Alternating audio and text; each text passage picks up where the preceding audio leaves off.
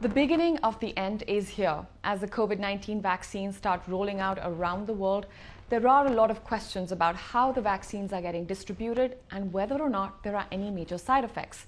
So we pulled up some of your most searched questions, and we have Dr. Robbin Nandi, the Principal Advisor and Chief of Immunization at UNICEF, joining us today to answer them. Dr. Nandi, thanks so much for being here. Thanks for the opportunity. Very happy to be here. I'm going to start with a question that's on top of everyone's mind. Who should get the COVID-19 vaccine first and why? It's a great question. So the vaccine doses have to be very carefully prioritized. Right now, we, and I say we as UNICEF, WHO, and the technical agencies are recommending prioritization of the limited quantities of vaccines to healthcare workers and to high-risk groups. They include the elderly and those with comorbidities. Why do we do this? Because our primary aim of the initial limited use of doses of vaccine is to keep the health workers functioning, the health system functioning, and to prevent severe disease and death. As more vaccine becomes available, we're going to follow a tiered system, which will then extend vaccination to other population subgroups like essential non-health workers, and gradually extend it to other members of the community as well. I think I think it's really important that those who need the vaccines most get the vaccines, and we wait our turn when it does come, and it will come.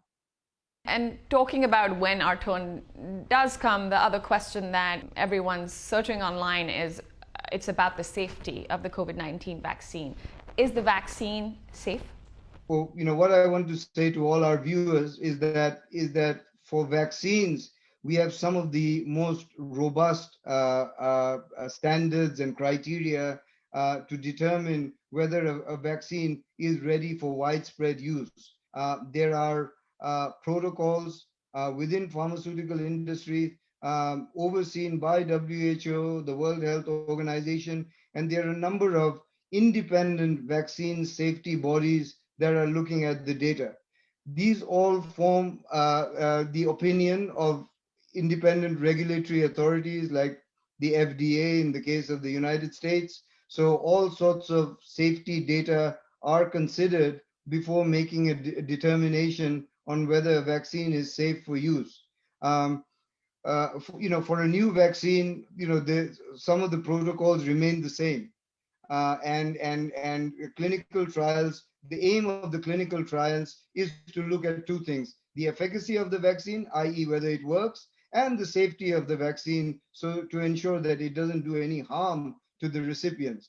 I should also say that safety monitoring does not end once a vaccine is licensed for emergency use or licensed for use more broadly. Safety surveillance of vaccines continues right through the course of vaccine implementation.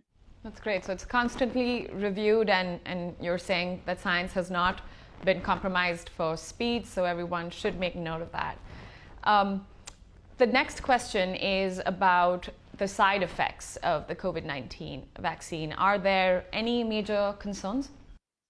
Yeah, a vaccine, like any other biological product, drugs, and so on, all have potential side effects.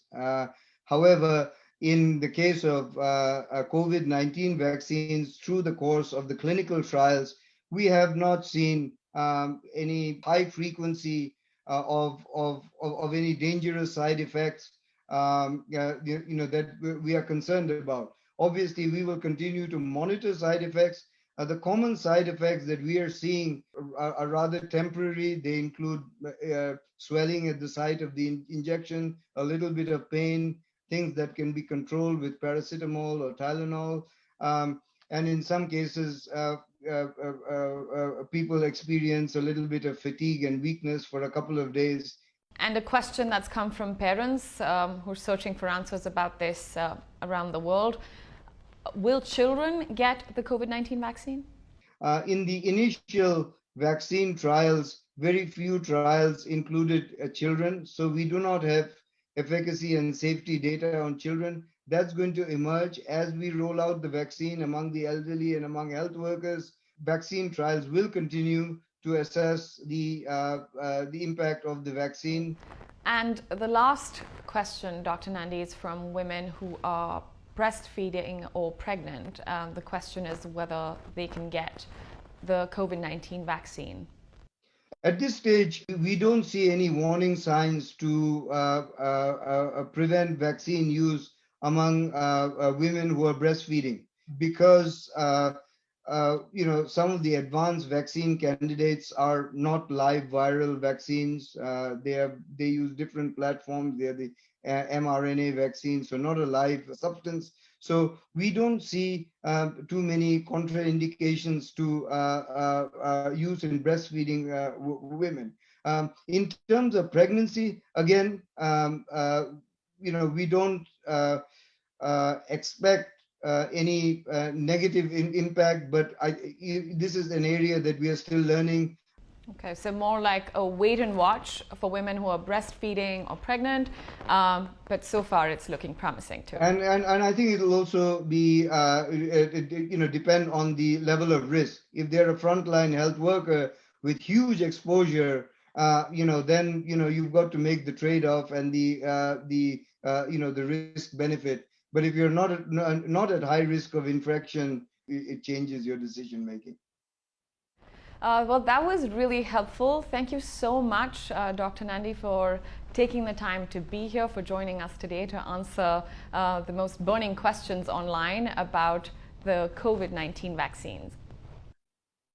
Yeah, thank you. It's good to have this opportunity. But if I can end with one comment, is that what I want all our listeners to know is that the fact that we have a vaccine cannot make us complacent. We need to continue to do everything we can to prevent COVID-19 transmission. We need to continue to use masks. We need to continue practicing physical distancing.